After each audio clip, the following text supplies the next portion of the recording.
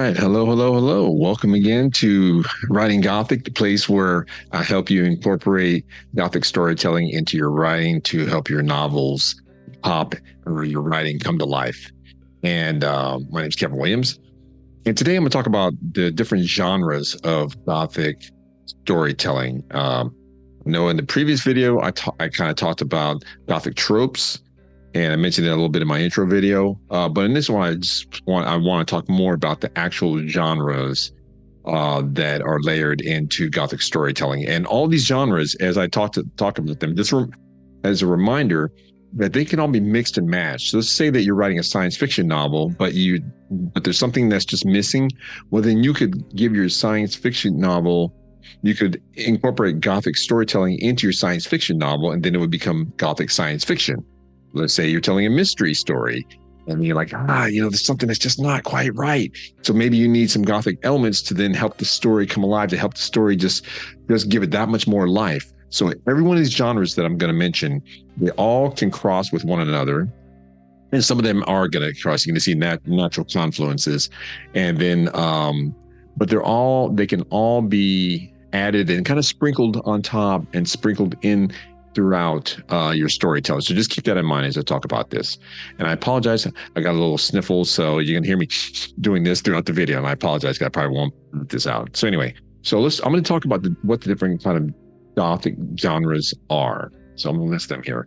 So we have Gothic Romance, Gothic Horror, Gothic Historical, Gothic Steampunk, Gothic Science Fiction, Gothic Fantasy, Gothic Thriller, and Gothic Cozy Mystery.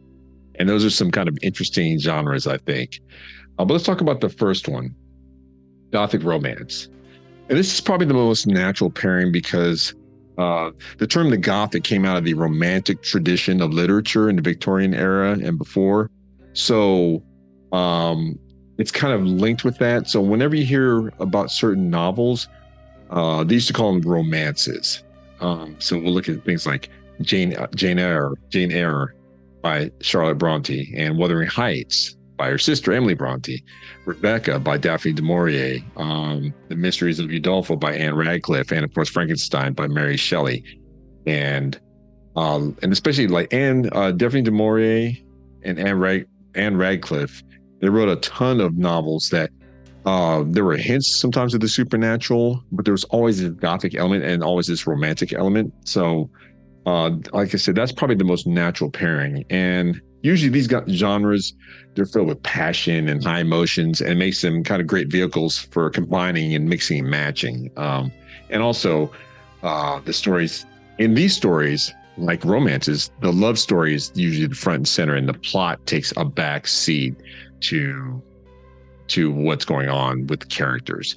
Oh, and what I was going to mention with every one of these genres, I'll give you a couple of books where you can see these, and also some films that I consider to be, one of these genres. So for the book, it's Rebecca, and then all the other ones that I mentioned: Rebecca, Jane Eyre, Wuthering Heights, Mysteries of Udolpho, and Frankenstein. Although obviously Frankenstein, there's really not much romance in that one. But I think because it came out of the Romantic tradition, that I'm going to put it in that I'm going to say it's also can be considered a Gothic romance. And then for films, we have Crimson Peak, and Bram Stoker's Dracula. I mean, those are two of my primary examples, but there's tons of others. But moving on to the next genre is Gothic Horror. Now, this is one of my favorites. Oh, I'm going to go back to Gothic Romance. I wrote a Gothic Romance story, which will be published by Quill and Crow Press, coming out in, I believe, February of 2025 next year. And I'm very excited for that. And it's called Reanimated Love. So, and I tried to write it being true to the tradition of Gothic storytelling, where the love story was the front and center. But I used all the hallmarks and tropes of the Gothic as I told this story, just like I'm telling you right now. And I think that's why the story worked for this particular publisher. So we'll see. But wait for me. All right, the next one is Gothic Horror. Now here, the focus is more on suspense, dread, terror, the horror. Does that sound familiar? Those are all those tropes that I talked about in the previous video. And these stories, they can feature, and they usually do feature like the paranormals, the supernatural. Sometimes there's creatures, vampires, werewolves, etc. Then also there could be human creatures, evil humans, of course. And then in these stories, they're both written and visual. Sensory descriptions are very prominent. So it's just as important what you're hearing as opposed to what you're seeing. And if you look at in film, especially because film is a visual and auditory medium, you're going to the sound design is crucial to the element of horror films. And in Gothic horror films, it just adds that extra layer where you don't necessarily see the supernatural, but something's happening. Again, Crimson Peak is a great example of this. So for one of the books, I didn't list all the books for Gothic horror, but the most prominent one is Dracula by Bram Stoker, 1897.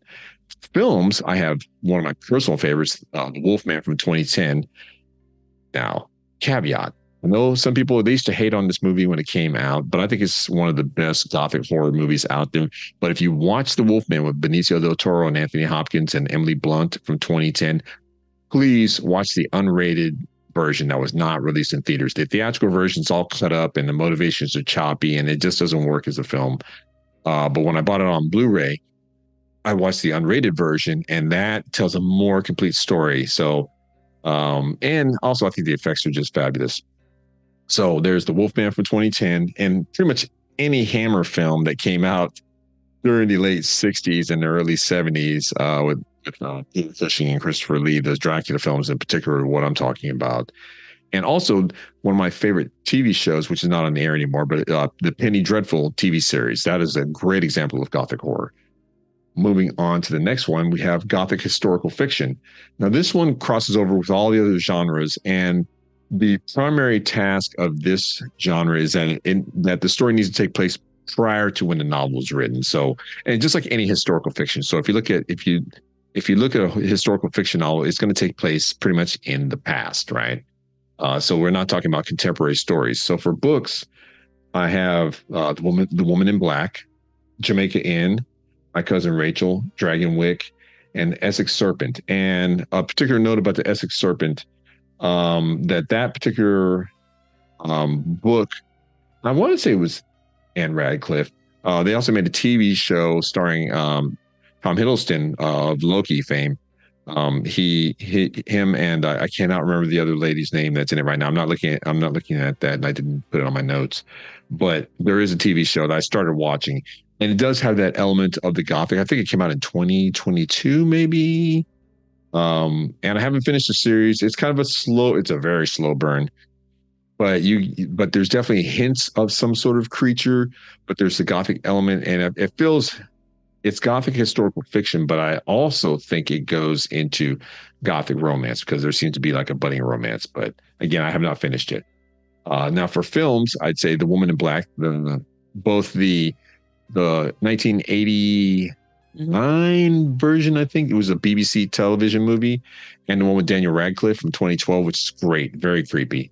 Sleepy Hollow with Johnny Depp and with Christina Ricci. Crimson Peak again, and then Brotherhood of the Wolf. I think it's a fabulous French film which came out in 2000, I believe, 2001. Great film. So moving on. Now we have Gothic science fiction. Now here, the science and technology, they play a large part in the genre, as it always does in science fiction. And, there's tons of examples, but an interesting point as I was making my notes about this is that this cyberpunk aesthetic, the neo-noir sort of Blade Runner aesthetic, all that is steeped in the Gothic. And I bring up Blade Runner because if you look at what Ridley Scott did in that particular film, if you look at the framing of the city and the tall skyscrapers, well, to me, the skyscrapers mirror Gothic cathedrals almost, and Gothic architecture. And I have not spoken to Ridley Scott. He doesn't know me from Adam, but I see the Gothic in his storytelling just like I did in Alien. And I'll have a whole video where I talk about Alien and maybe a lot of Ridley Scott's movies. But here, there's so many films that have kind of taken this aesthetic of the Gothic and they've interwoven it into there's sci-fi world building. For books, we can go back to like the mother of science fiction books, Mary Shelley's Frankenstein, or also by its nom de plume, its acronym, the subtitle, Or the Mind of Prometheus, right? And then for films, we have Alien, again, a Ridley Scott film, Blade Runner, and of course The Matrix, because The Matrix, it is when they're in the Matrix. Again, spoiler alert: if you haven't seen The Matrix, it came out in 1999. So when Neo and company, Morpheus and Trinity, when they're all in the Matrix, with the way the streets are dark, and again the framing of these buildings, and especially the building that they go into when they take Neo out in this first mission, that is definitely a Gothic aesthetic. And then even the way the Machine City looks, to me, when I look at that, I see a Gothic science fiction film. So there you go. Now moving on to an interesting one, Gothic Steampunk. I didn't think much about this when I first created this list. I was thinking, well, what ideas or examples do I have of Gothic science fiction, of Gothic steampunk? But then I realized, oh, there's tons. So it's a pretty imaginative genre. And whenever we think of steampunk, we think of like clock type mechanisms. Okay, here's a great example of a steampunk aesthetic. It is oh my goodness, the Netflix series, the League of Legends Netflix series, which came out based on League of Legends. Why is it escaping me? But the season 2 is coming out. That particular show is brilliant, and the steampunk aesthetic is all over that. So that's a great example of Gothic steampunk. But for books, we're talking about Jules Verne territory. Jules Verne wrote some wonderful novels, and I haven't read them recently, but I remember I read those when I was younger. Around the World in 80 Days, 20,000 Leagues Under the Sea, Journey to the Center of the Earth, The Time Machine by H.G. Wells. Those kind of fit that Gothic steampunk aesthetic. And for films, we're looking at The League of Extraordinary Gentlemen. Such a great looking film. I can't say it was a great film, but I really wanted to love it. Van Helsing, another film, which is, it's corny, but that's definitely the Gothic steampunk. Because it's not horror. I mean, I can't really buy the horror in Van Helsing, but I can definitely buy the Gothic aesthetic and the Gothic steampunk. Atlantis, The Lost Empire. Love that movie. My kids and I used to watch that when they were little. And also Hellboy and Hellboy 2, The Golden Army, and the movie Hugo. Great examples of Gothic steampunk. Now, moving on, Gothic Fantasy.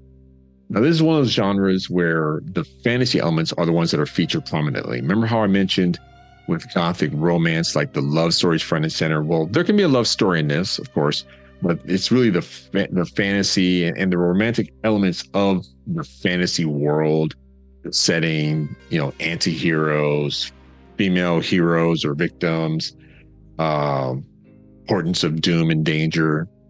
So these kind of things come forward. And as I was thinking about books, I did some research, and I have not read this book, but it's been on my to-read list for a long time. But Mexican Gothic comes to mind. Interview with a Vampire by Anne Rice, and The Castle of Otranto, which was considered the first Gothic film. And I think the first Gothic book, and I talked about that in my first video. And for films, we can look at the Underworld series with Kate Beckinsale. That has the Gothic aesthetic all over it. Very similar to The Matrix, of course, because it came out just a few years after The Matrix. Again, we can talk about Sleepy Hollow and The Company of Wolves by Neil Jordan. Red Riding Hood, that film, very interesting. I haven't finished Red Riding Hood. It's one of those that I start to watch and then I do something else, but I love the aesthetic of that film. The Crow, one of my favorite films, and of course The Corpse Bride. And I think that especially early in his career, Tim Burton really, he understood more than most directors that Gothic aesthetic, because you can see that in his Batman films. You can see that in his films with Johnny Depp, like I said, with Sleepy Hollow and The Corpse Bride. I mean, he understands the Gothic. Beetlejuice, and even it looks like I watched the trailer for the new Beetlejuice. It's called Beetlejuice, I think. And again, you see his stamp all over that, the Gothic aesthetic. So now moving on, Gothic Thriller. Now this is another interesting one, because here suspense is front and center. And it's just like, like any other thriller, except for it definitely leans into the Gothic elements of the story. And oftentimes there is what's called the gloomy house, which goes back to one of the tropes of the Gothic genre, where I talked about crumbling mansions or castles or houses. And this is where there could be some threat of supernatural forces, but there's always some sort of intrusion of the past and the present. So like the past is always intruding in the present because maybe there's some ancient curse or some family secret or something like that that's happened. And this is also where other genres of the Gothic kind of cross-pollinate into this one. And so it makes it very unique. But for books and stories, we're talking about stories by Edgar Allan Poe. And again, Poe is covered in a lot of these. And I'm sorry I have not mentioned him yet because he's one of my favorite authors. And I just bought a book by Edgar Allan Poe. I'm looking for it. It's not on my desk, but here we have The Fall of the House of Usher, The Woman in White, American Gothic, and of course, Haunting of Hill House. And for films, we have films like The Others, both versions of The Woman in Black. I mentioned that earlier. The Cabinet of Dr. Caligari, Suspiria, and then Poltergeist. So these are just some ideas of films. If you're thinking, okay, well, what is a Gothic thriller? You can look at these sorts of films and those books and to give you an idea. And again, when I mention all these books and films, these are by no means the only examples. These are just a few that I've parsed out for everybody. Now, here's the last one, Gothic Cozy Mystery. And what's fascinating is I'm actually not in the middle, I'm almost done with writing a Gothic Cozy paranormal mystery. And the reason I say paranormal because it's contemporary, but it takes place in and around sort of Gothic settings, like a haunted house. But there's really no horror in this. So it's like horror light, but the mystery is a primary focus of this. And, here we have maybe the mystery is surrounding perhaps a murder or an accident or something happened in the past. And again, very similar to the thriller one, the Gothic thriller that I pointed out before. And there might be some sort of guilty secrets or somebody has a secret. And that usually like the main character is trying to solve this secret. But now these books tend to kind of shy away from outright gore and horror and violence and the scares. So it's more maybe about like the suspense, maybe elements of terror, but they kind of shy away from everything else. So then for books, we're talking about Rebecca, Mexican Gothic, The Death of Jane Lawrence, The Hound of the Baskervilles, right? Sherlock Holmes ones. That was my favorite one. I've watched that one recently, and there's several different versions of that. But whenever I watch it, I definitely feel like I'm watching a Gothic film. Murder on the Orient Express and Death on the Nile. And then for films, The Awakening, The Woman in White, Stonehurst Asylum, The Changeling. And I could also put in there these Murder on the Orient Express, Death on the Nile, and the most recent one that came out of the Kenneth Branagh set of films. But those are definitely, I call them Gothic cozy mysteries. And if they have a paranormal or supernatural element to it, then you can even add in Gothic cozy paranormal mystery.